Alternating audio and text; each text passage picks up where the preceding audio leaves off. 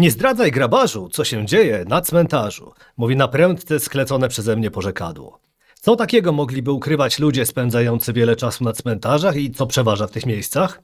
Smutek, śmierć, żałoba? Czy może miłość pięknej uczty? Jak wygląda randka między nagrobkami lub sesja ślubna z portretami trumiennymi w tle? Dla kogo w ogóle są cmentarze oraz co bielizna zmienia u zmarłego? I dlaczego futermeloki powinny być naszym towarem eksportowym? Na dywanik u złego ojca trafiły Agnes Tołoczmańska i Małgorzata Jasińska. Osoby, które wiedzą, które nekroatrakcje powinieneś zobaczyć przed śmiercią. Przynajmniej jedna z nich wie także, czy łatwiej pracuje się z dziećmi za życia, czy po ich śmierci. Witam. Dzień dobry. Witam. No, ze względów technicznych będziemy mieli tak troszkę wolniej dzisiaj rozmowę, bo musimy przełączać mikrofony. Dlatego pytanie na rozgrzewkę specjalnie dla niecierpliwych słuchaczy czekających wręcz w blokach startowych na odpowiedź, a mianowicie czy któraś z kultur dopuszcza możliwość współżycia seksualnego na cmentarzu? No bo skoro jedni kładą na nagrobkach kamyczki, to inni mogliby chcieć położyć deseczkę, jak cytując klasyka. Proszę, nie, może pierwsza Agnes, będziemy alfabetycznie szli. Mm, No nie słyszałam o czymś takim. W sumie dopiszę to do listy najbardziej zaskakujących pytań na wywiadach. No nie, no myślę, że tą świętość zmarłego to się szanuje na całym świecie tak naprawdę, że taką świętość, no tak biorę to w cudzysłowie, no bo jednak wygląda to inaczej, no bo na Madagaskarze wyciąga się tych zmarłych z krypt i się ich przebiera co jakiś czas, a u nas jak już zmarły trafi do grobu, no to już w nim zostaje, więc to podejście do zmarłych no, jest różne, ale myślę, że to poszanowanie to jest taka domena ludzkości niż kultury. Dobrze, Małgorzato? No, ja tutaj też nie słyszałam o tak daleko idących celebracjach po śmierci. Natomiast dodałabym, o czym wspominamy w książce, że jednak ta śmierć kiedyś nie była dla ludzi aż tak, może nie, że smutnym, natomiast takim powodem aż do takiego strasznego smutku, jakby to był etap życia naturalny. Stąd bardzo często w naszej książce właśnie opisujemy takie zwyczaje tego, że rodziny i bliscy zmarłych spotykali się na cmentarzach czy w jakichś nekropoliach, gdzie były specjalnie wydzielone miejsca do tego, żeby ta rodzina mogła tam zasiąść, spożyć posiłek, napić się wina. Były specjalne komórki do przechowywania jakichś naczyń i przedmiotów, których nie trzeba było za każdym razem nosić ze sobą. Było to powszechne, także taki element radości i celebracji życia na cmentarzach jak najbardziej, może nie aż tak kontrowersyjny. No, celebracja do dzisiaj jest, wystarczy spojrzeć na przykład pogrzeby romskie, ich później uroczystości pogrzebowe, czy w okolicach wspominania zmarłych, ale no, są takie czasami informacje, iż na terenach mezopotamskich w ramach tego, że to był cykl życia, można było się z czymś takim spotkać. Pytam was jako specjalistki, ale rozgrzewkę mamy za sobą, więc no coś, o czym prawdopodobnie uważny czytelnik znajdzie informacje w waszej książce, a mianowicie, który cmentarz jest najlepszy na romantyczną randkę? No bo w postmortem same napisałyście między innymi, że no, można na przykład sobie zrobić sesję zdjęciową ślubną dla gotów przy portretach trumiennych. To teraz zmienimy kolejność. Małgorzata. No, ja osobiście na randkę to chyba bym mój ukochany cmentarz wiedeński wybrała, bo tam i wiewiórki, i chomiki, i kawiarnia, i dorożki, także tam no powiem szczerze, że ani partner, ani partnerka nad wyszukiwaniem rozrywek się nie muszą jakoś specjalnie wysilać, także tam wszystko jest na miejscu, natura, do tego piękna architektura, więc ja osobiście cmentarz wiedeński. Dobrze, Agnes? To ja tak polecę patriotycznie, bo to już się dzieje, czyli takie randki się już dzieją na cmentarzu centralnym w Szczecinie, bo ten cmentarz był tworzony jako park, jako takie miejsce pamięci, miejsce zadumy. Jest tam bardzo dużo zieleni, bardzo dużo też zwierzątek, uroczych alejek, także to już się dzieje, to już jest w Szczecinie, więc centralny jak najbardziej. Randki to jedna forma miłości, inna to miłość do babci. Powiedzcie mi, czy odwiedzałyście cmentarze z babciami, no bo obie dedykujecie im swoją książkę. Agnes? No ja do tej pory z moją babcią, jeszcze mam to szczęście, że jeszcze jedna babcia jest ze mną i to właśnie z moją babcią się zajmujemy grobami naszych bliskich, więc tak, co 2 miesiące, maks co 3 jestem z moją babcią na cmentarzu. Małgorzata? Ja tak jak wspomniałam w dedykacji, to babcia mnie tam gdzieś zaraziła taką miłością do cmentarzy, takich starych, zabytkowych cmentarzy. No niestety mojej babci już nie ma z nami, natomiast no ja to tak potrafiłam kilka razy w tygodniu z nią na ten cmentarz chodzić i no brakuje mi tego, szkoda, że już nie jest to możliwe, natomiast za każdym razem jak się na ten cmentarz w Oświęcimie moim rodzinnym udaje, to zawsze gdzieś tam sobie przypominam te chwile, gdzie z nią spacerowałam za rękę. Skoro już tak przy babciach jesteśmy, no to jak to wygląda z tą cmentarną etykietą? Czy na przykład babcie wam ją przekazywały i jak w ogóle wygląda taka etykieta? Nie, na przykład, no nie siadaj na grobie obok, bo tak wiadomo, nie deptaj komuś po grobie, takie podstawy. Co możecie o tym powiedzieć, to Małgorzato? Znaczy ja nie miałam aż takich może egoistycznych zasad, raczej szacunek do tego miejsca i ja osobiście wspominam jakieś takie historie, dla tego cmentarza dla mnie to nie są zmarli, to są ludzie, którzy po prostu w inny sposób są dla nas żywi i opowiadanie sobie jakichś historii o tych osobach, które babcia znała. Pamiętam też, że babcia zawsze wspominała jakąś swoją pierwszą miłość. I gdzieś to jakby taki szacunek do miejsca, tak, dlatego ja osobiście też nie jestem zwolennikiem, tak jak wspomniałeś, jakichś romskich tradycji, bo jednak mi się to trochę gryzie. Nie potępiam tego, natomiast jakby gdzieś ja byłam w innej tradycji wychowywana, takiej raczej bardziej ciszy i zadumy, natomiast no, wszystkie takie tradycje oczywiście są piękne, ale tu ja bym stawiała na taki, no z jakichś zasad, no może cisza jednak, jakieś takie wyciszenie w takim miejscu. A możesz od razu rozwinąć temat, dlaczego babcia mówiła tam o swojej pierwszej miłości? Bo był tam pochowany Zbyszek, który po prostu umarł przedwcześnie i gdzieś tam jakaś tradycja, znaczy jakaś taka opowieść, że po prostu no nie mogli być razem z jakichś względów, nazwalibyśmy to dzisiaj materialnych, bo on z dobrego domu, ona z wiejskiej chaty, gdzieś tam mezalianse, te sprawy, spotykanie się po kryjomu. No on bardzo młodo zginął w wieku 30 paru lat i babcia, no myślę, że ona nigdy się nie mogła pogodzić z tym, że i tak wcześnie odszedł i że po prostu no nie byli razem. Dobrze, Agnes, ty jako edukatorka skup się bardziej na etykiecie dla nas tej cmentarnej, jeśli możesz. Tutaj, jeżeli chodzi o etykiety, no to nawet możemy wrócić do tych randek wcześniejszych. No to dla jednego to by było nie do pomyślenia, dla drugiego zupełnie normalne. No na przykład dla Szczecina jest to normalne, że na centralnym te randki się gdzieś tam dzieją, czy spacerki jakieś z wózeczkami. Na niektórych cmentarzach nie można wprowadzać zwierząt, to też trzeba o tym pamiętać. Nie zawsze tak jest, aczkolwiek w Polsce najczęściej, za granicą warto się dowiadywać, czy czworonogi mają wstęp na cmentarze. Na niektórych cmentarzach nie można na przykład robić zdjęć. Więc to też, jeżeli chcemy zwiedzać cmentarz i robić zdjęcia, no to też warto sobie poczytać. Zwłaszcza jeżeli to jest jakaś zabytkowa nekropolia, no to one zazwyczaj mają takie rozbudowane swoje strony internetowe i tam mają wszystko opisane. Ja na przykład z takich moich personalnych gdzieś tam zgrzytów, to ja nie lubię, jak ludzie papierosy palą na cmentarzach, jak chodzą, zwłaszcza jak jeszcze go gdzieś tam wywalą, tak pstrykną, żeby on gdzieś tam sobie odleciał w siną dal, to takie myślę, że w takim miejscu warto by się było powstrzymać, nawet ze względów bezpieczeństwa, no bo jednak na cmentarzach są kwiaty, te kwiaty mogą być suche gdzieś tam w okolicach takich letnich miesięcy. Więc, no, a zdarzyło mi się widzieć, że nawet grabarze palili papierosy w trakcie ceremonii pogrzebowej, więc to jest chyba takie moje, taka moja porada, żeby się powstrzymać jednak przed tym.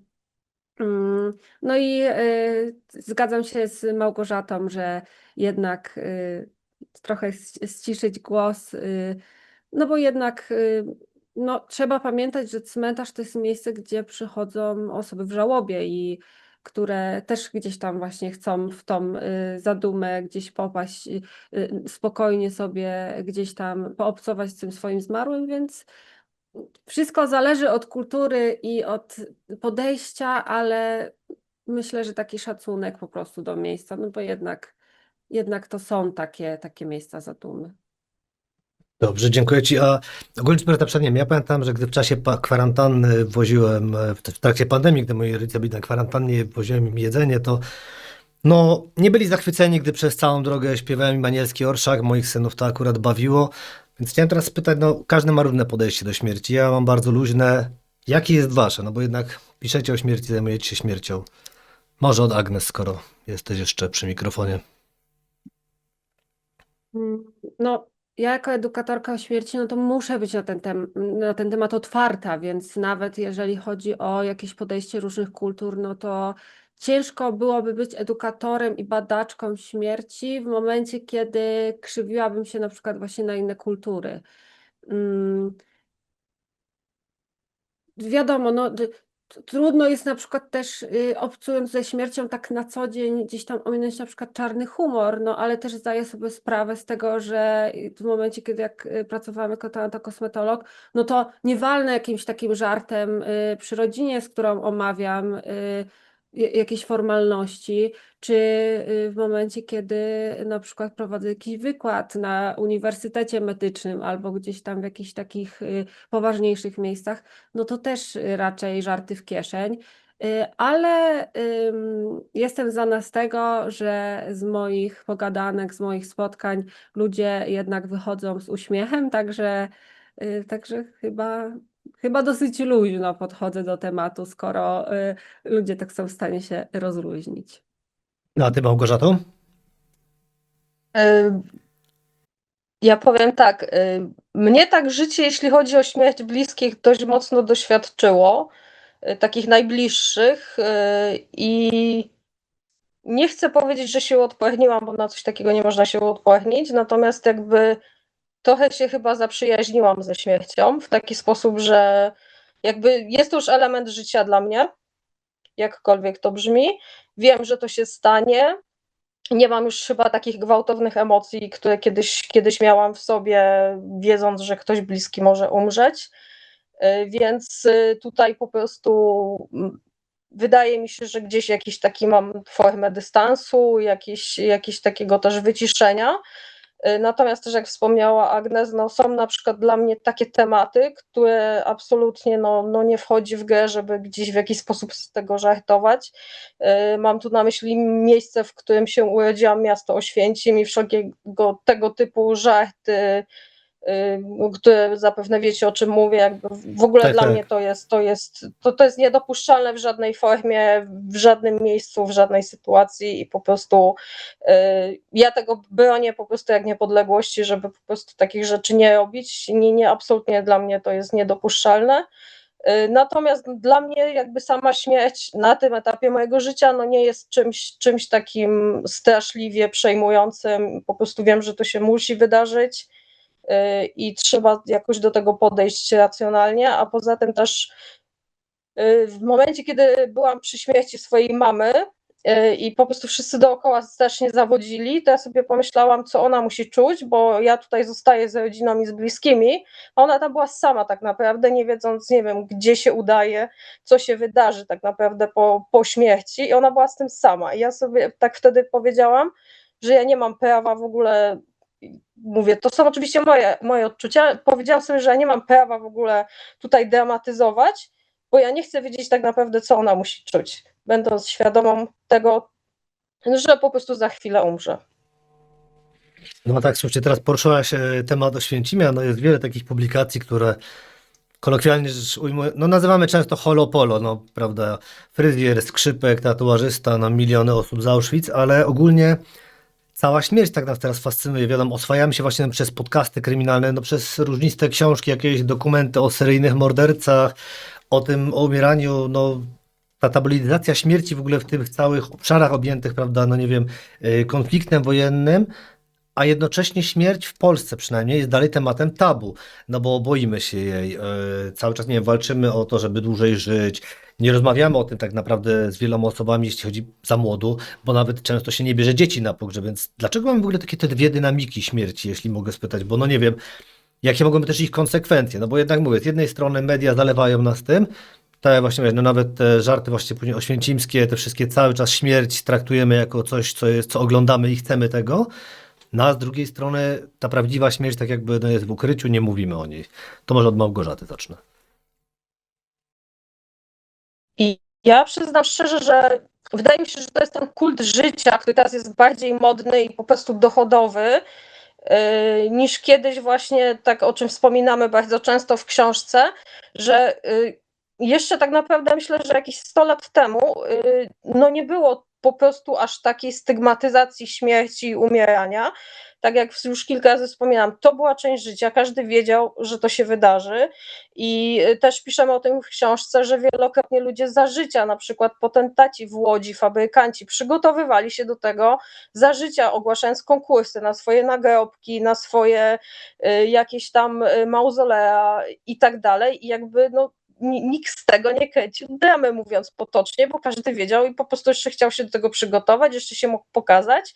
Jak już mówimy o pieniądzach, to się okazało, że też można sobie z tego, nie wiem, pieniądze wykręcić, jak już tak mówimy wprost. Więc czy tak naprawdę na cmentarzu właśnie wspomnianym wiedeńskim, czy w Barcelonie, no kto ma więcej koni w karawanie, kto ma ładniejszą karawanę, a jaki kolor karawanu, a jaki kolor jakichś tam uniformów i tak dalej, więc jakby myślę, że to jest kwestia zmiany czasów i tego, że po prostu lepiej o tym nie mówić, bo będzie ci smutno, a teraz ci nie powinno w dzisiejszych czasach być smutno.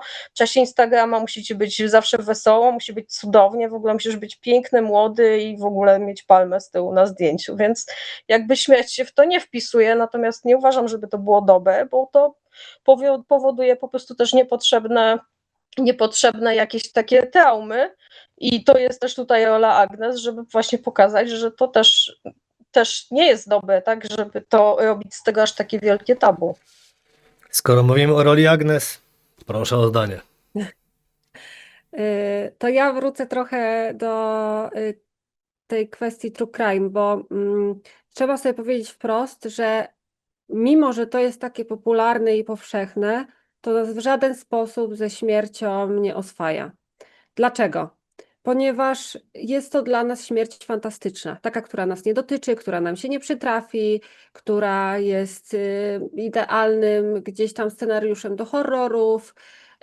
Do tego niektórzy naprawdę w straszny sposób gdzieś tam zarabiają na tych ofiarach, bardzo się gdzieś tam gloryfikuje tych morderców.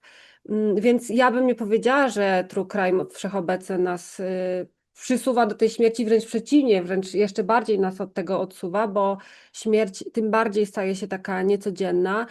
Dla nas obecnie śmierć właśnie oprócz true crime kojarzy się na przykład z krzykliwymi nagłówkami w wiadomościach. Więc ta taka codzienna, naturalna śmierć, która się przecież dzieje każdego dnia, jest odsuwana i właśnie sprowadzana do tego, że śmierć to ogólnie nas nie dotyczy, bo śmierci to są kataklizmy, straszne choroby, morderstwa i no i ciężko powiedzieć, że takie rzeczy oswajają ze śmiercią, bo one nie oswajają, one jeszcze bardziej odsuwają. I ja się prawie już 10 lat zajmuję śmiercią. I zauważyłam, że ludziom brakuje takiego naturalnego podejścia, takiego, żeby właśnie nie robić z tej śmierci sensacji, bo ja nawet widzę po osobach, które działają w branży i gdzieś tam chcą medialnie działać, że wiadomo, na kontrowersji najłatwiej jest zrobić i pieniądze, i sławę, a uważam, że śmierć właśnie taka naturalna, taka, która się dzieje na co dzień i taka, która nas dotyczy, na pewno, jakby w 100% nas będzie dotyczyć, jest odsuwana i właśnie to tabu nie jest związane stricte ze śmiercią naturalną, co ze śmiercią właśnie tragiczną, bo dla nas śmierć to tragizm. Też się bardzo zgadzam z Małgorzatą z tym, że teraz jest kult młodości, że nikt nie może mieć zmarszczek, wszyscy muszą pięknie wyglądać, więc tym bardziej się odsuwamy. Ale kolorowe trumny czy urny jak najbardziej są w cenie i są obecne, więc i dziś można się przekrzykiwać, kto miał lepszy pogrzeb, kto miał lepsze gadżety na pogrzebie. Także myślę, że to się nigdy nie zmieni. Wiesz co, ale mam wrażenie, że jednak jest troszkę lepsza sytuacja, nie ze względu na podcasty czy seriale, Ale pojawia się coraz więcej książek skierowanych do młodych czytelników, do dzieci po prostu, mówiących o śmierci. I też można to tak przeczytać im, oswajać je. Ale mi chodzi właśnie o wasze spojrzenie na te konsekwencje dwóch prędkości, bo coś, co mniej więcej ujaśnia odpowiedź, czyli co? Rozjeżdżamy się z tą śmiercią i de facto przez to, że oglądamy ją w ten sposób na ekranach czy słuchamy w podcastach, to my się oddalamy od tego, nie wiem, czucia jej, od akceptacji. No ja uważam, że tak. Ja uważam, że jak najbardziej. Zwłaszcza, że my teraz żyjemy w takich czasach, gdzie no pieniądz rządzi. No myślę, że we wcześniejszych czasach też to było, ale ta komercjalizacja jest widoczna, zwłaszcza w takich czasach współczesnych i no sprzeda się lepiej Dahmer niż książka o tym, która mówi, jak wygląda krok po kroku śmierć naturalna taka, która się dzieje. I to jest fakt, bo ja w momencie, kiedy wydawałam pierwszą książkę, to słyszałam od wydawnictw, że za mało kontrowersji, że no, ona się nie będzie sprzedawać, bo ona nie jest krzykliwa, ona się nie będzie wybijać. Także ja to nawet tu odczułam, jako osoba, która się tym tematem zajmuje mm, i właśnie teraz ma się wszystko sprzedać, a naturalna śmierć się nie sprzedaje. Okej, dobrze, ty się zgadzasz z tym, Małgorzato?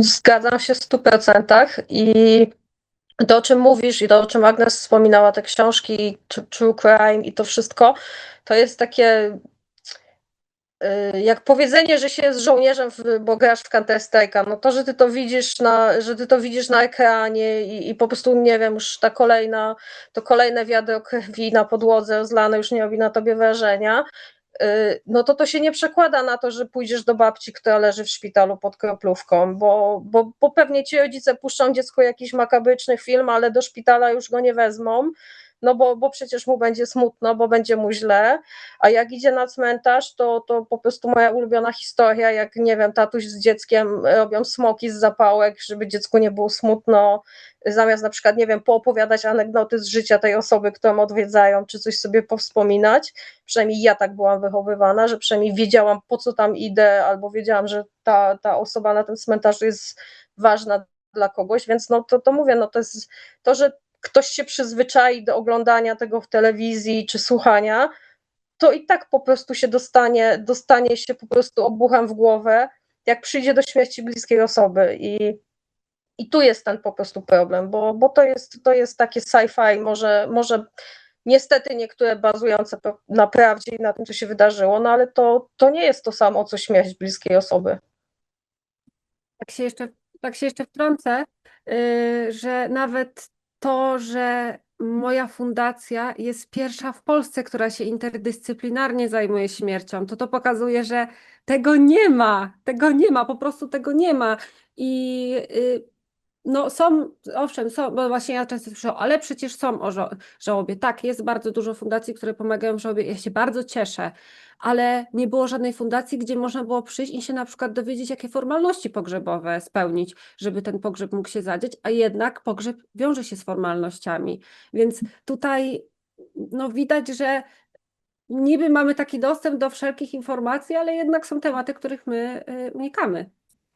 No właśnie, i to kieruje nas do tego pytania, które sobie też zanotowałem, czyli czy mówienie o śmierci może być zagrażające? No bo skoro nie mówimy o tym, tylko wolimy to właśnie robić naokoło, oglądając filmy, skoro jesteście właśnie pierwszą fundacją, która o tym mówi, to skąd jest ta obawa? No bo co, myślimy, że odsuniemy tę traumę od dziecka, nie mówiąc mu, po czym ono dostaje właśnie, tak jak nagle przed chwilą mówiła Małgorzata, obuchem w łeb.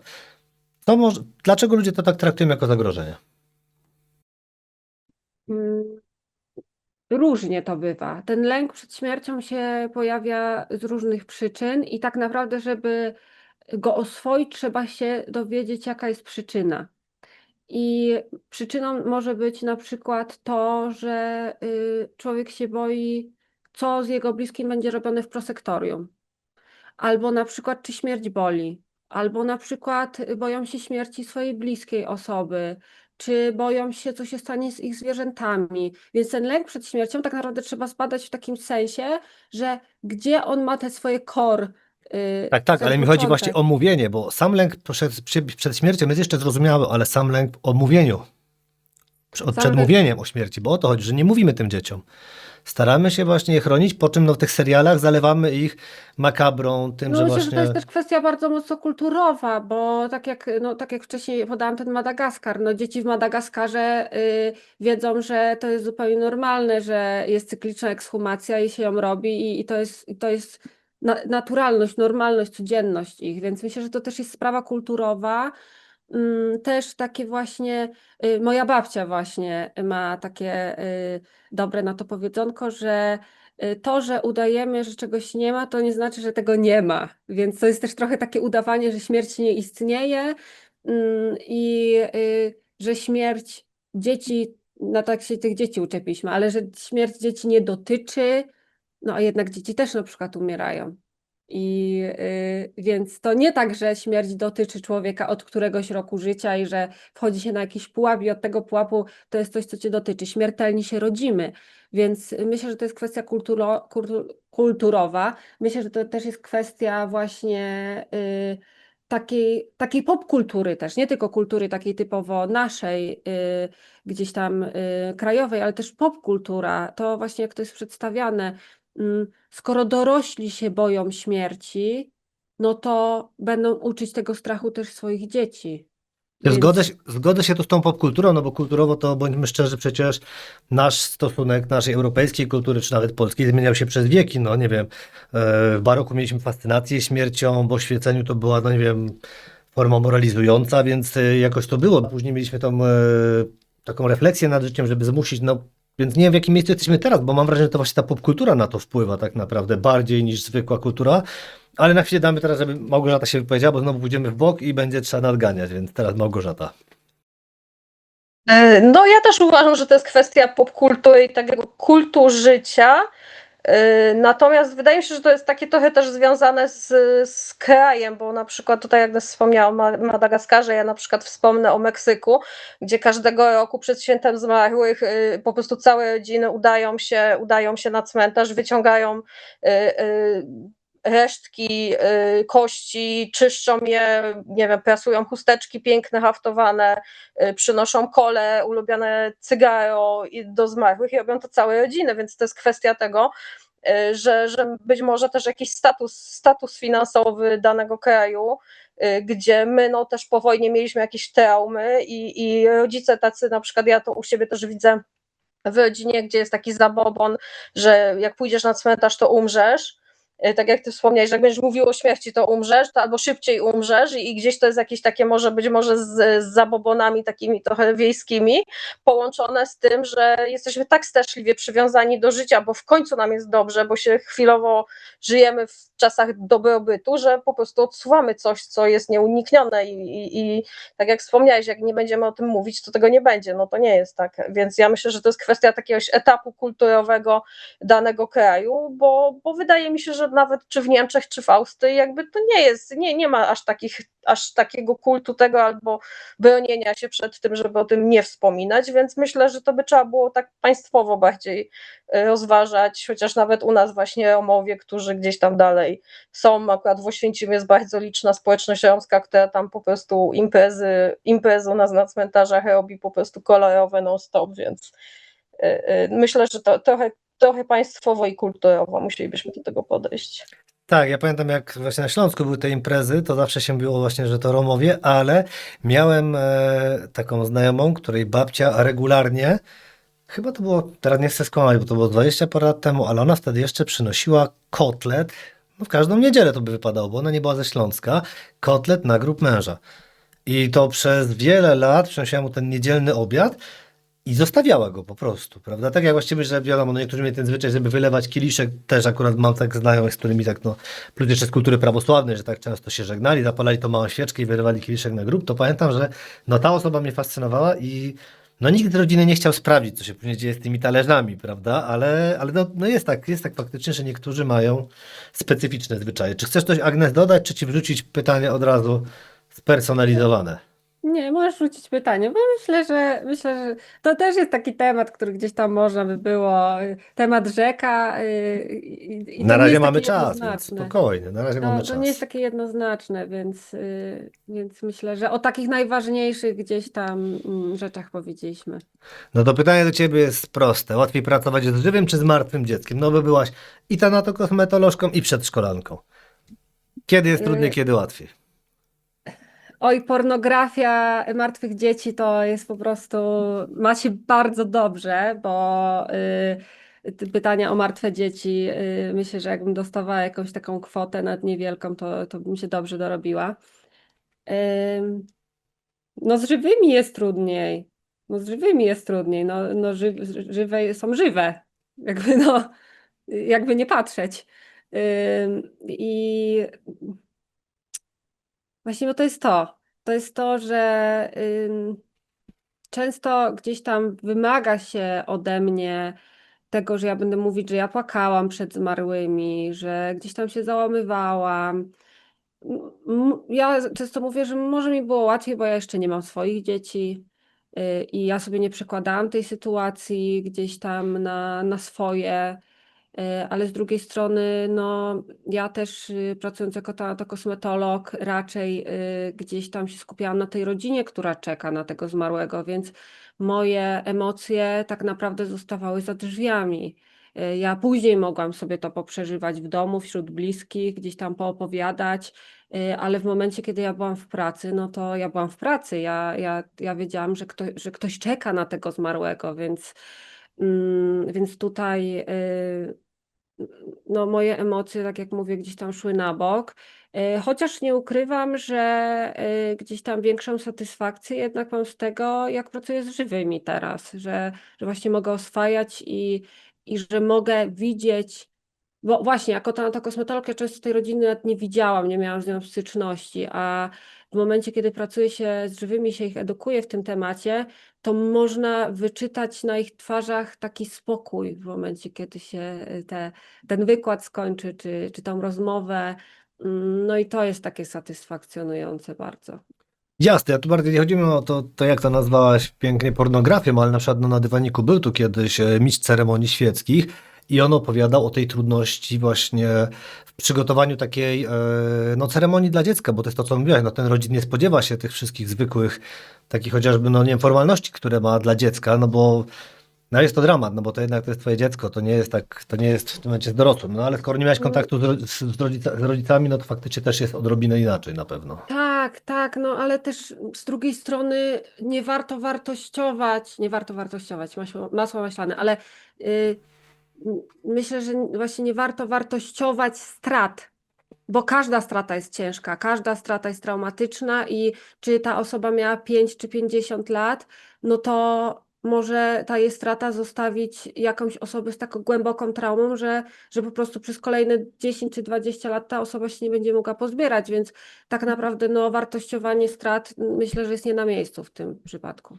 Tak, dobrze to myślisz, ale, no ale jest. Jak jest to normalne, naturalne i wartościujemy i będziemy wartościować stratę, tak jak niedawno rozmawiałem ze znajomym, który zajął się też przewozem zwłok, który pracował też w szpitalu, no za każdym razem było to, że no jesteśmy wychowani, tak, no my jesteśmy troszkę starszy jednak i w naszym pokoleniu było to, że te osoby po 60 już się szykowały do przejścia na drugi brzeg, tak kolokwialnie rzecz ujmując, a jednak ta strata dziecka, to nawet jak teraz ktoś sobie zażartuje, że dzieci też umierały, bo to są te w mniejszych strumienkach, to już ten żart niekoniecznie będzie bawił większość osób, więc to tak, tak bardziej dlatego pytam, bo to jednak No, praca... no tak, a na przykład w czasach przedwojennych śmiertelność dzieci była tak No wysoka, właśnie. że niektóre dzieci nawet nie miały swojego grobu, więc tutaj no y, ja tak się zauważyłam, że zawsze tego czasu jest za mało. Ktoś by miał 100 lat, to będzie i tak, a jeszcze tydzień mógł, bo za tydzień to będzie jakaś komunia, albo jeszcze mógł miesiąc przeczekać, bo za miesiąc to coś tam, także zawsze życie jest za krótkie.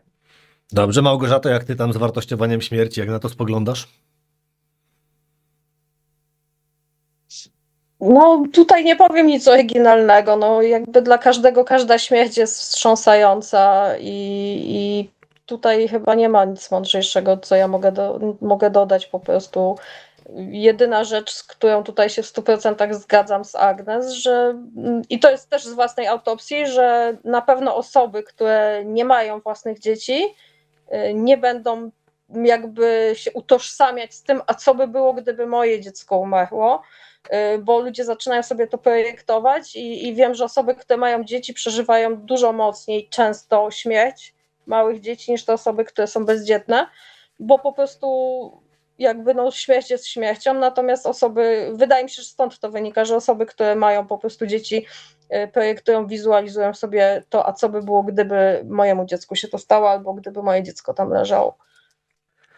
Dobrze, tak powoli zamykając temat dzieci, to czy brać je na te cmentarze? Oczywiście pytamy o te żywe dzieci, czy je brać, no bo jak ktoś będzie mu robił tego smoka zapałkami, to raczej no edukacyjnych walorów to nie będzie miało. To Małgorzata, jako że byłaś ostatnia, to teraz jeszcze pozostańmy przy tobie.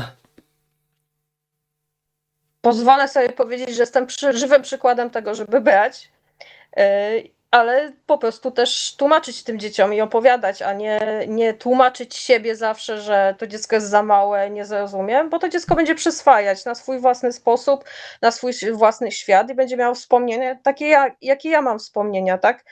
Gdzieś coś zapamiętam, była to wartość dodana, coś fajnego się z tego urodziło w postaci naszej książki i jakby same plusy, tak? Jakby ja się też oswoiłam z pewnymi rzeczami, nie mam jakiejś dramy w wielu sytuacjach, bo jakby dla mnie było naturalne, zawsze się, nawet do dnia dzisiejszego chodzi się co najmniej raz w tygodniu na cmentarz do bliskich i nie tylko od święta, dba się o tego, aby sprząta się, jakby też to jest część mojego życia, bo wiem, że trzeba tam podejść, posprzątać, ogarnąć, spędzić tam chwilę, zastanowić się, powspominać sobie, nie wiem, przypomnieć sobie dobre chwile, złe chwile i tego się też dzieci uczą. Ja zawsze tłumaczę, że to te dzieci, które są pozostawione bez tej edukacji, na wszelkich polach nie przyjdą nagle w wieku 20 lat i same z siebie nie będą oświecone, że tam wypadałoby się zastanowić, pomyśleć, powspominać. To się nie weźmie skądś. To jest rola rodziców i oni są za to odpowiedzialni. Więc jeśli robią to odpowiedzialnie, uważam, że jak najbardziej zabierać dzieci na cmentarz. Agnes?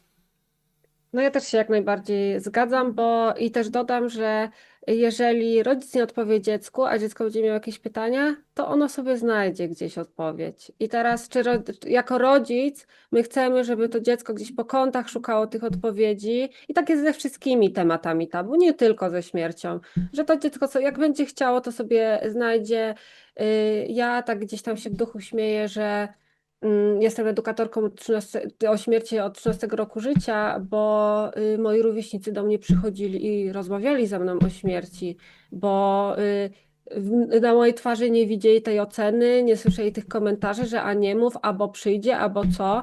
Więc nawet tutaj często nie chodzi o edukację, ale po prostu wysłuchanie i takie pokazanie, że to jest coś, że to jest naturalna część życia. Więc myślę, że ta naturalność, no to tak przede wszystkim. Dobrze, a powiedzcie mi, dla kogo są cmentarze? No bo pisałyście o cmentarzach, widziałyście dziesiątki cmentarzy, bo można jednak odnieść wrażenie, że raczej nie są dla zmarłych, tak delikatnie sugerując odpowiedź. Agnes? No nie można powiedzieć, że nie są dla zmarłych, no bo są dla zmarłych. Technicznie rzecz biorąc, są dla zmarłych. Ja często też mówię o tym, że cmentarze to jest taki dobry przykład tego, że ludzie się nawzajem kochają, że jednak postanowiliśmy, że nasi zmarli nie będą zostawiani na chodnikach, na trawnikach i sami sobie, niech się rozłożą, jak takie liski w lesie, tylko jednak kultura taka światowa nawet gdzieś tam się wytworzyła w taki sposób, że cmentarze powstały, więc cmentarze są zarówno dla zmarłych i dla żywych. Dla zmarłych ze względów technicznych, higienicznych i takich, że trzeba gdzieś ich złożyć i chcemy to zrobić, teraz tu rzucę frazesem, godnie, ale dla żywych też jak najbardziej, no bo tak naprawdę w momencie śmierci, no to często to jest taki nasz najszybszy sposób połączenia się z tym naszym bliskim. Poczucia, że jeszcze ta relacja, że ta relacja nie zniknęła z naszego życia, że ona dalej jest obecna i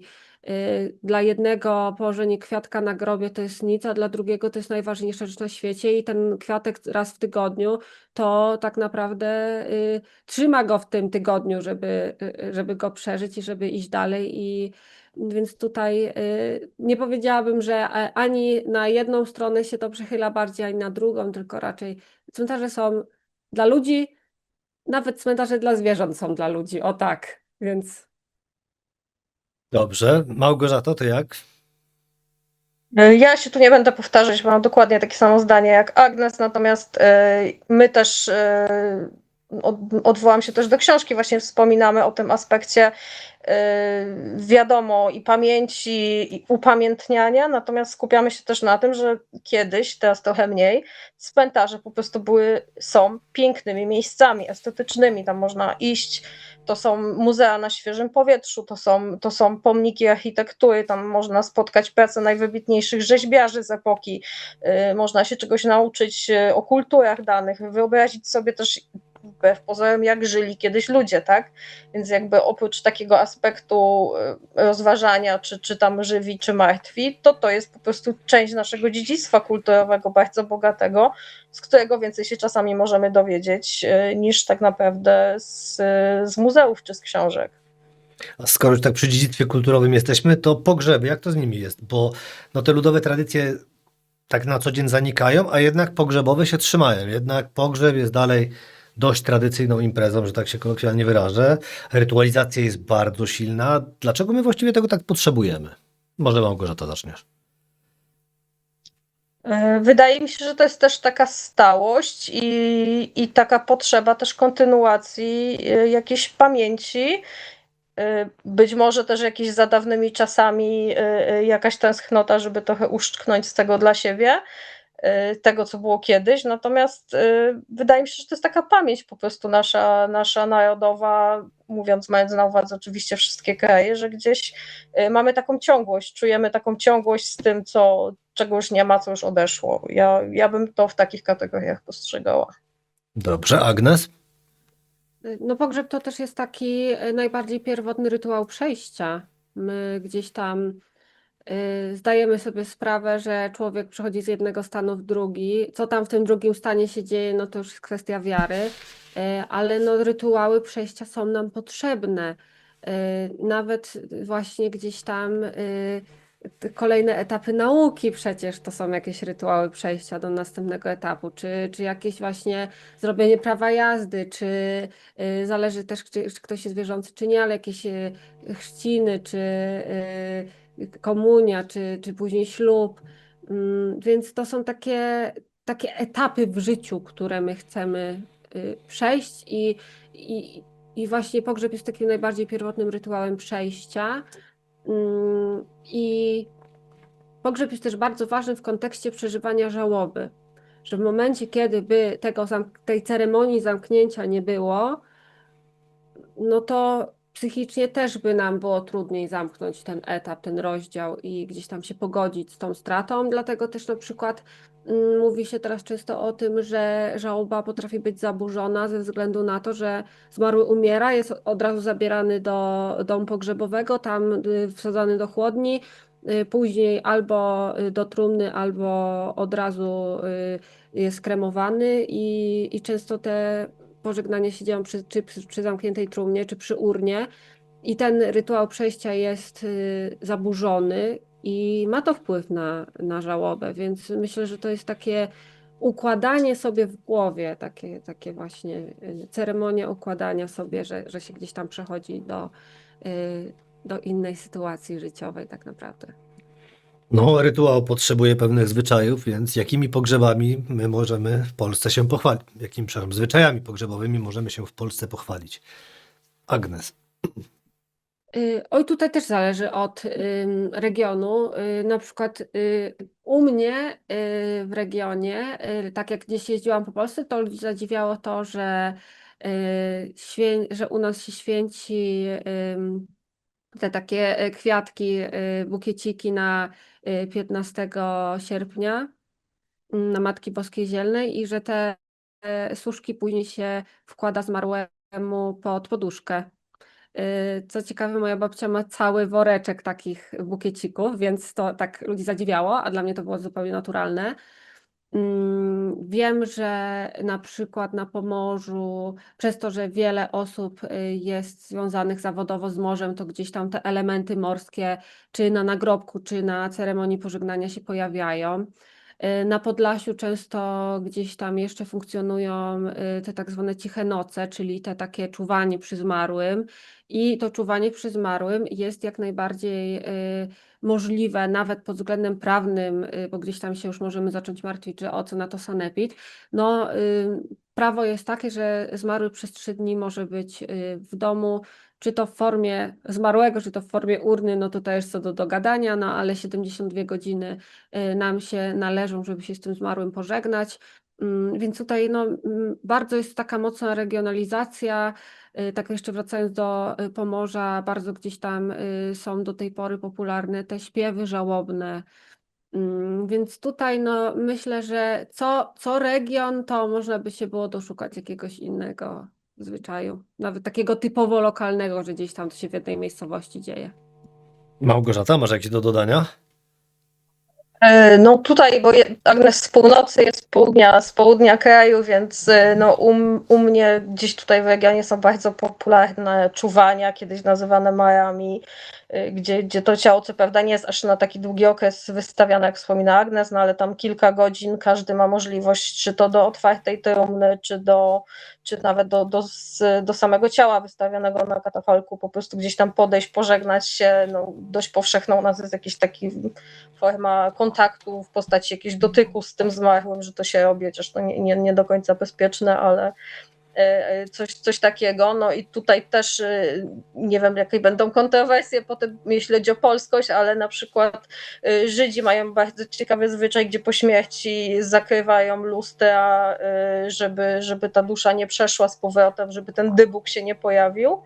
A na Pomorzu akurat nie wiem, to tutaj Agnes musiałaby potwierdzić, ale na przykład mój przyjaciel, którego rodzina pochodzi z Pomorza, wspominał, że bardzo popularne były pogrzeby, portrety pośmiertne, zdjęcia robione, po prostu układane ciała w jakichś tam, nie wiem, na krzesłach, czy w jakichś takich scenkach rodzajowych z życia ze zmarłym i robienie zdjęć. Na przykład tutaj akurat zwyczaj z Pomorza, ale w Będzinie w muzeum są takie zdjęcia na przykład.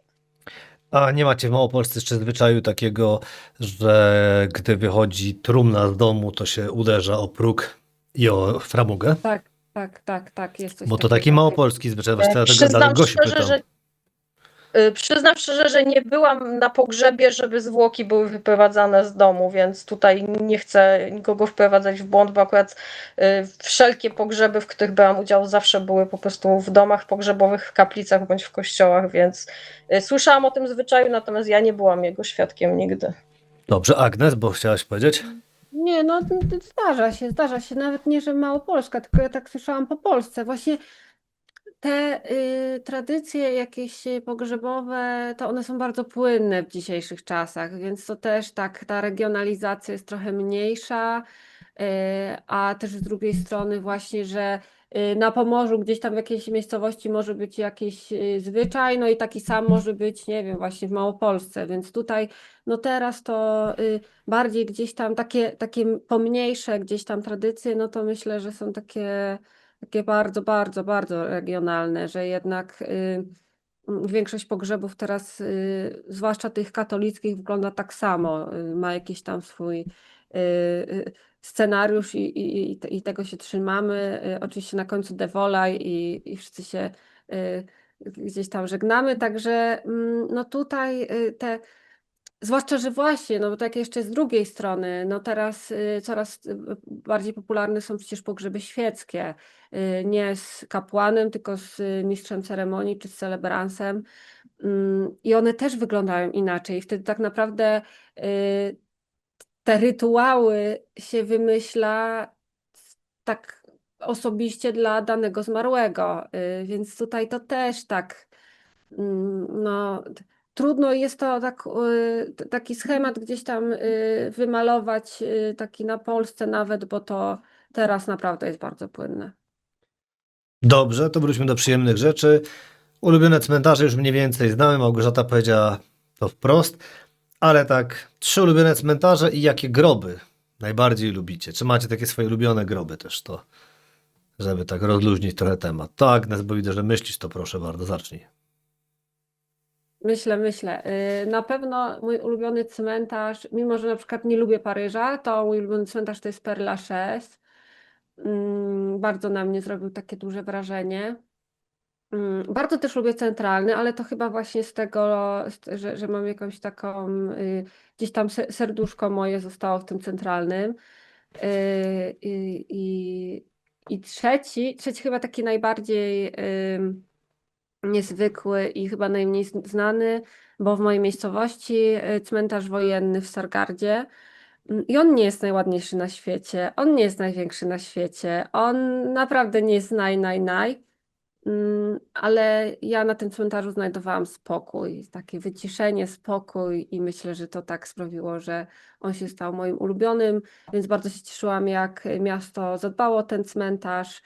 Mm, więc tak, myślę, że to top 3, a mm, groby to no na pewno grób Vincenta van Gogha, bo ja bardzo Vincenta uwielbiam od takiego wczesnego dzieciństwa, więc jak ja tam pojechałam, to się zryczałam, jak ja bym była na jego pogrzebie, a nie, że tam już on do 200 lat leży.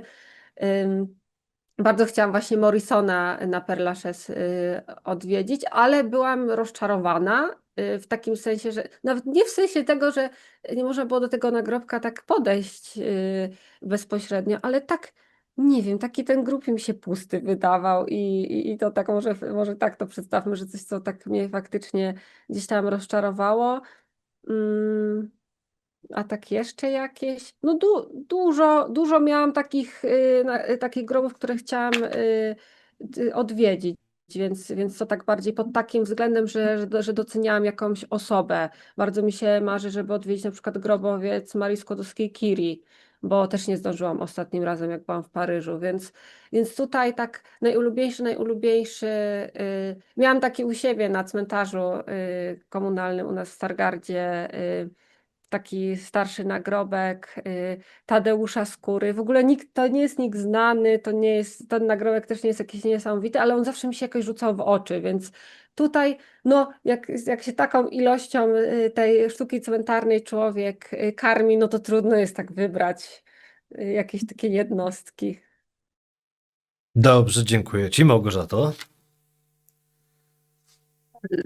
Tak, wspomniałeś to pańskie, natomiast takie miejsca, które chyba najbardziej na mnie zrobiło wrażenie, to są katakumby w Palermo. I to nie dlatego, że tam są setki zwłok, które wręcz oczami i powiekami na ciebie gdzieś tam spoglądają, ale dlatego, że miałam takie wrażenie, że to jest miejsce, w którym się w czasie przeniosłam. Po prostu jak bardzo kontrowersyjnie może to zabrzmi, to naprawdę miałam wrażenie, że tam są żywe osoby, przez to, że one są ubrane w stroje z epoki, że tam po prostu jest od zakonnicy przez dziewczynki, chłopców małych pochowanych w pięknych strojach po prostu, jakie rodzina miała i księża, i kapucyni. Po prostu jest to niesamowite, bo masz wrażenie, że się przeniosłeś na ulicę takiego XIX-wiecznego Palermo, wbrew pozorom. I też jak wspomniałam w książce, nie rozumiem, jak można tam wyciągnąć aparat i robić zdjęcia, bo nie byłabym w stanie tego zrobić. Jest to możliwe, chociaż oczywiście tam sobie kapucyni pilnują, żeby tego nie robić.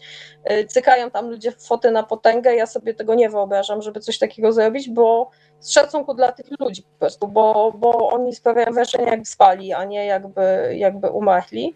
Więc takie chyba moje top. Jeśli chodzi o groby, przyznam szczerze, że tak nic konkretnego mi nie przychodzi do głowy, bo ja tak patrzę zawsze całościowo, natomiast też mogę wspomnieć może o cmentarzu Adolajata na Malcie, gdzie kilka razy odwiedzałam Maltę, przejeżdżałam koło tego cmentarza, będąc pewną, że jest to jakieś w ogóle neogotyckie miasteczko i gdzieś tam się zaplątałam po prostu przypadkiem, bo ciężko jest tam się dostać autobusem, komunikacją miejską i okazało się, że to jest cmentarz, że masz wrażenie, jakbyś był w jakimś, nie wiem, włoskim miasteczku, więc to jest mega. No i tam też rzadko kto zagląda, bo ma lepsze rozrywki na Malcie, więc to takie chyba moje top 3. Dziękuję. No ja akurat mam i swój ulubiony cmentarz i ulubiony grób, ale nie będę się tym dzielił może, bo to jednak dość prywatna dla mnie rzecz jest, ale po Nie, tej... no jestem ciekawa, teraz jestem ciekawa. Nie, no jak mamy taki cmentarz, no może tak, no cmentarz tam taki pod domem, bo ja się wychowałem po prostu przy cmentarzu, ja całe życie mieszkałem przy cmentarzu i przy prosektorium, jak byliśmy dziećmi, no to każde dziecko rozmawiało o prosektorium oczywiście, ale no grób mam taki małego chłopca, w Katowicach jest grób z piękną rzeźbą siedzącego chłopca na ławeczce, tak jakby nam towarzyszył i akurat zmarł w momencie tuż tak parę miesięcy po urodzeniu mojego ojca, dlatego no tak sobie wyobrażam, zawsze jako dziecko, gdy jeździłem na nasze groby, mogłem sobie wyobrazić, prawda, tą samą jego historię, bo no de facto jako dzieciak stałem tam przy tych grobach na wszystkich świętach, no i ten chłopczyk był tuż obok i no i co jakiś czas nawet sprawdzam sobie, jak to tam u niego wygląda i faktycznie pojawiają się tam maskotki, kwiaty, no to jest grób, który ma 70 lat. I jest cały czas zadbany, co jakiś czas jest w renowacji, co jakiś czas tam malują, żeby nie było problemów. No faktycznie jest to taki mój ulubiony grób i odwiedzam go czasami, no bo ja też, dla mnie akurat no, cmentarze są miejsce, przez które przechodzę często, bo są na moich ścieżkach takich codziennych, więc no, nie mam problemu z tym, więc te groby kojarzę. No ale ten tak faktycznie wbił mi się najbardziej w pamięć. To po tej chwili rozluźnienia muszę was spytać, czy taka fascynacja tematami śmierci, nie wiem, na poważnie już pytamy, wpływa, że inaczej przeżywacie życie? No nie wiem, skoro na zasadzie nie wiem, Memento Mori, czy tam You Only Live Once, skoro tak młodzieżowo próbujemy. Małgorzata, bo ty mi się akurat wyświetlasz, to ciebie pierwszą spytam. To ja tutaj jeszcze tak zacznę może odnośnie twojej wypowiedzi, że wiem, o którym grobie mówisz, bo kiedyś właśnie idąc do Biblioteki No Śląskiej, dokładnie, to jest na mojej trasie do biblioteki. No i zdradziłaś mi, ja właśnie chciałem to. zobaczyłam Wypikuję, sobie, że na wypikuję, trasie jest wypikuję. cmentarz, więc nieważne, że Wypikuję. było na około 2 kilometry, ale zupełnie przypadkiem ten cmentarz się znalazł na mojej trasie. Nawet mam zdjęcie tego cmentarza, także jak najbardziej. A co taka fascynacja? Nie wiem, czy to jest fascynacja śmiercią, bo my w książce chcieliśmy po prostu pokazać, że cmentarze to są fajne miejsca i można je dołączyć też do swoich tras. I tak jak mówię, nie wiem, czy śmierć coś zmienia w moim życiu. Na pewno bliscy, którzy ze mną podróżują, są zmuszeni do oglądania absolutnie wszelkich cmentarzy, które są w promieniu 10 kilometrów. Nieważne, czy to jest jeden grób, czy po prostu całe nekropolie. Także każdy, kto ze mną jedzie na urlop, no to wie, że co najmniej jeden cmentarz będzie zaliczony i jest to po prostu jakby już nikt się z tym nie kłóci, nie dyskutuje, ewentualnie jak ktoś nie ma ochoty, to może nie uczestniczyć, ale wie, że potem będę mu suszyć głowę i opowiadać, jak wiele stracił, że tam nie poszedł, więc to się po prostu nie opłaca. Zatem jeśli mogę powiedzieć, że coś śmierć zmieniła w moim życiu, to jest dodanie elementu cmentarnego do po prostu moich dość licznych wycieczek. A w twoim wypadku, Agnes? Hmm. No, ja tak bardziej nie w kontekście cmentarzy, to w kontekście śmierci się wypowiem, że zauważyłam po takim czasie, że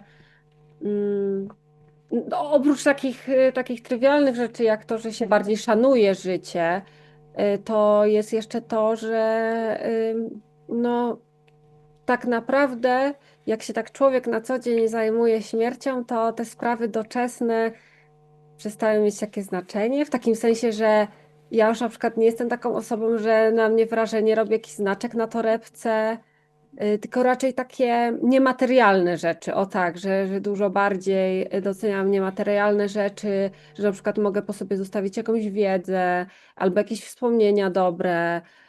Więc tutaj to jest takie ciekawe i uważam, że w momencie, kiedy człowiek jest pogodzony ze śmiercią, no to życie faktycznie jest pełniejsze, bo gdzieś tam już nie ma tego widma lęku. A często gdzieś tam się widzi nawet po osobach starszych, że jak one już czują się bliżej tego momentu, no to tak bardziej dbają o jakieś swoje relacje, częściej chodzą do kościoła, więcej książek zaczynają czytać. Więc tutaj warto to zacząć robić wcześniej, niż jak już się tak człowiek poczuje śmiertelny. Więc cieszę się, że ja mogłam zacząć pełniej żyć jeszcze za młodu, bo faktycznie i polecam. Na pewno śmierć nauczyła mnie jeszcze bardziej kochać życie tak naprawdę. Skoro już jesteśmy tak przy życiu pełnią życia, to może powiedzcie mi, czym się zajmujecie w takich pozacmentarnych okolicznościach, no bo jednak Trudno to wywnioskować, chociażby patrząc na to, jakie komiksy i książki wydaje właśnie Shockbook i Shock Comics. W czym się ty zajmujesz w wolnym czasie? No bo masz usługi pogrzebowe, cmentarz, badaczka, śmierć, edukatorka, magazyn Kultura Pogrzebu, wcześniej Tanatokosmetolożka, no więc czym się zajmujesz tak w wolnych chwilach, oprócz cmentarzy? Macie takie momenty? Małgorzato, może ty? No, ja zajmuję się książkami prywatnie i zawodowo, bo oprócz wydawania książek i komiksów, to ja namiętnie czytam książki. Po prostu jakby dla mnie, ja najchętniej w weekend wyganiam wszystkich z domu, żeby nikt do mnie nic nie mówił i po prostu biorę sobie książkę. Ja jak gdzieś wyjeżdżam, to dla mnie to 2 dni wcześniej jest przygotowanie, nie jakie buty wziąć, tylko którą książkę ze sobą zabrać, więc jakby książki zawsze i wszędzie i o każdej porze, plus uwielbiam podróżować, po prostu każdy, jakby mój przelicznik jest na książki, na podróże i jeszcze takie jedno guilty pleasure to jest Lego, które też dość mocno weszło i kolekcjonuję je, również takie stare zestawy, które już mają po 50 lat. Dobrze, Agnes? No, u mnie też moja praca jest moją pasją. To mnie w ogóle popchnęło, żeby się tym zajmować. Książki też kocham. Ja książki kochałam od zawsze, więc to, że na jakichś książkach się może pojawić moje nazwisko, to naprawdę jest dla mnie duże przeżycie. Ja też trochę też to tak wciągnęłam, zwłaszcza w życie fundacyjne, ale ja tak naprawdę od dzieciństwa rysuję, więc jestem też ilustratorką teraz. No i co? Ostatnio się wkręciłam w zielarstwo bardzo. Lubię chodzić po jakichś łąkach, lasach i szukać jakichś ziółek, więc to mnie tak jakoś zainteresowało. Bardzo też lubię ziny, czyli takie niekomercyjne publikacje. No bo z komercyjnymi no, mam styczność, więc też chciałam zobaczyć, jak wygląda ta druga strona i co można wydać samemu, więc tak, to też jest taka dosyć duża część mojego życia. Ale właśnie to często tak gdzieś tam, jak ktoś chciał mi dogryźć, to no bo ty się tylko tą śmiercią zajmujesz, pewnie niczym się innym nie interesujesz, tylko śmiercią, a ja się dużą ilością rzeczy interesuję. Też jestem zapalonym graczem, więc no, przeróżne rzeczy gdzieś tam się pojawiają. Że oczywiście, jak coś tam jest takiego, że mogę to podpiąć pod jakieś moje działania, no to już tak z odruchu to robię, no ale też mam swoje życie jakby oprócz śmierci. No i w ramach tego prywatnego życia teraz będziesz na nocy muzeum mówił o ekologicznym pochówku. No to faktycznie jest to nie wszystko związane ze śmiercią.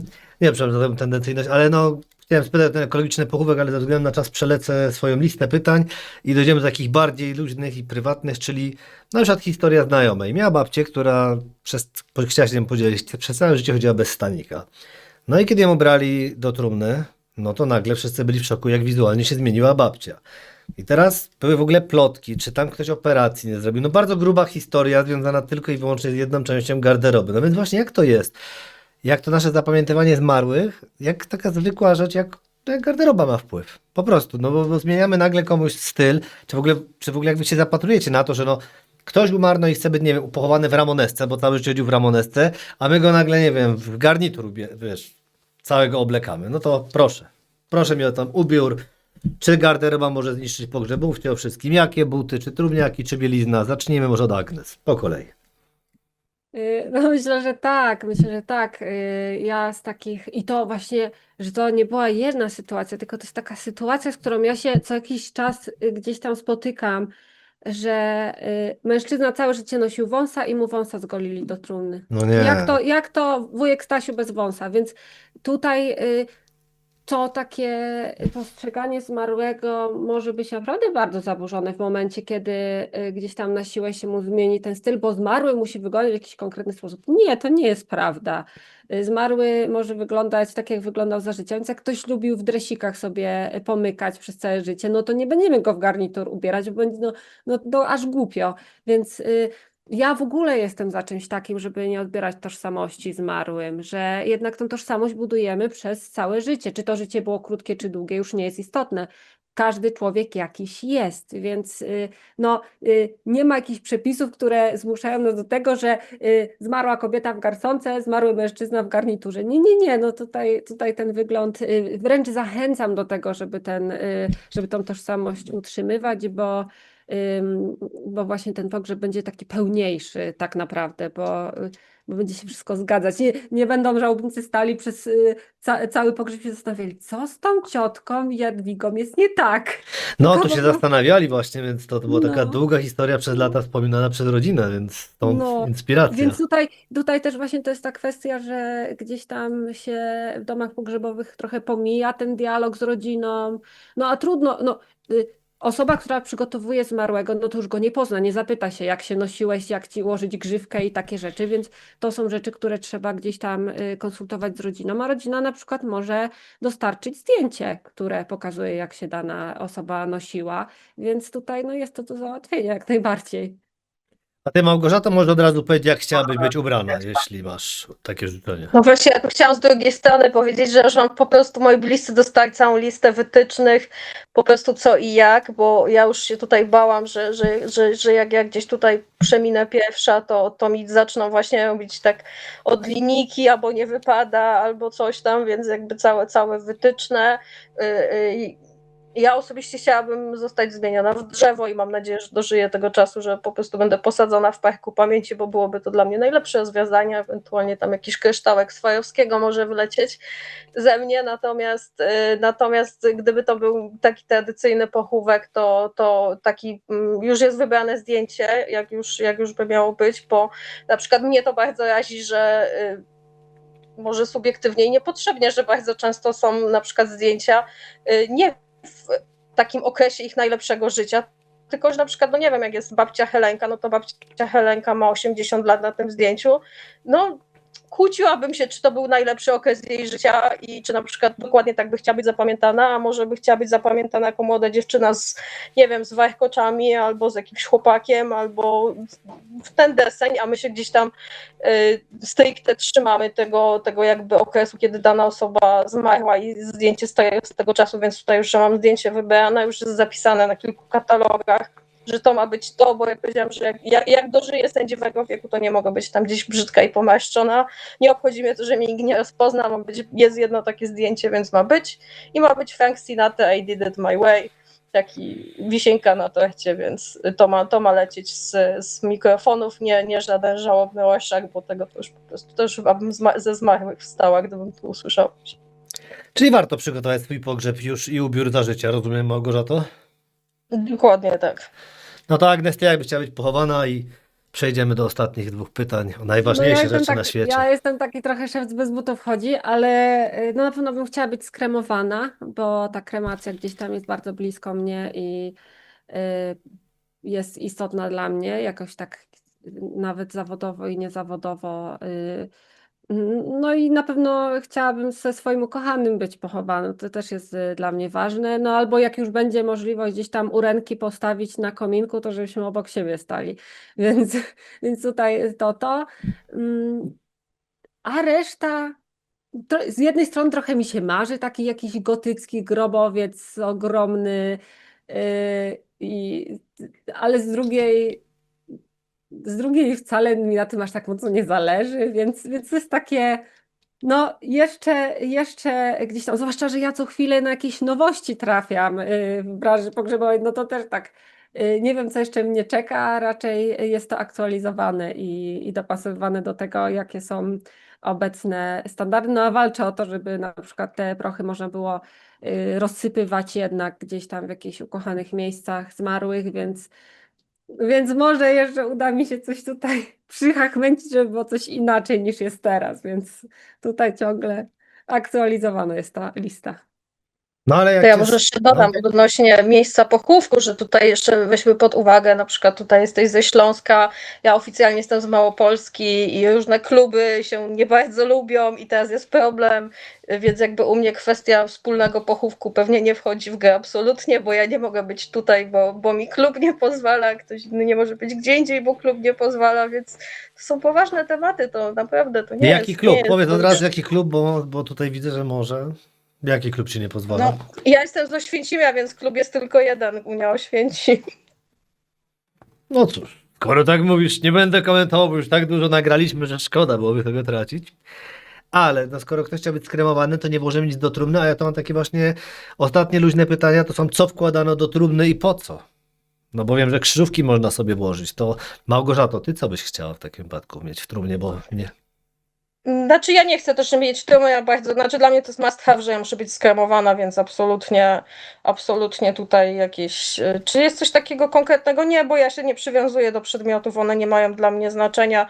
Jakaś tam wizualizacja, tak jak wspomniałam, zdjęcie, czy coś jak najbardziej, natomiast jakieś przedmioty jakby, no nie ma absolutnie nic na tyle dla mnie ważnego, żebym chciała to zabierać ze światy ze sobą. Ty, Agnes, coś chcesz wziąć do tej swojej urny, czy raczej nie będziesz nic spuszczała z dymem? No ja się tak śmiałam, że ja nawet książki początkowo ręcznie piszę, to w zaświaty bym musiała notes i długopis wziąć, to tak przede wszystkim, żeby tam jak już taką dobrą posadkę tam dostanę w tych zaświatach, bo już takie będę miała doświadczenie. Ja będę tym trzylatkiem z 80-letnim doświadczeniem, więc no notes myślę, notes i długopis to. A może wrócę, może tutaj książkę wydam, co tam jest po drugiej stronie, więc kto wie, kto wie. Ale nim przejdziesz na drugą stronę, należy się posilić, więc to jest wasze ostatnie pytanie.